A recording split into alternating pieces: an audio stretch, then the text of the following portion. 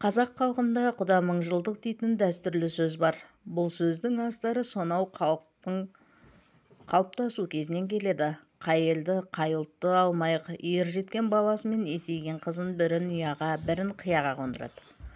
Бұл үйлену дәстүрі соның ішінде үй болып отырған жас отбасының ата-аналары бір-біріне төс қағысып құда-құдағи атанады. Құда-құдағи туралы қазақта айтылған аталы сөздер де жетерлік. Ендеше солардың бірлігіне кезек берейік. Құданы Құдай қосады. Құда болғанша құлымен бейін сұрас. Құда болған соң құлда болса сыйлас. Жабыны жауға мінбе, жалы бар деп, жаманмен құда болма, малы бар деп.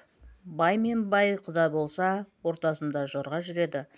Жарлы мен жарлы құда болса, ортасында дорба жүреді. Бай мен бай құда болса, өзара зорға жүреді. Біреу болса құда, екеу болса ұя. Құданың тайын алғың келсе, құлынды бесін сұра. Құдағи құрдасыңдай болсын, құдаң шын досыңдай болсын. Ағайынның қызығы алыс-беріс, құдалықтың қызығы барыс-келіс.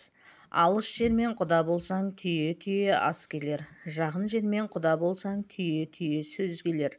Құдасымен құдайырған ұрысады. Құда болғанша қалжайын сұрас. Құда болған соң қолда бармен сыйлас. Құда мыңжылдық, күйеу 100 жылдық. Құда Құдайдың аты. Құда болдым дедің бе, құйрық бауыр жедің бе? Аты тоны бар кісі жиын тойға барысар.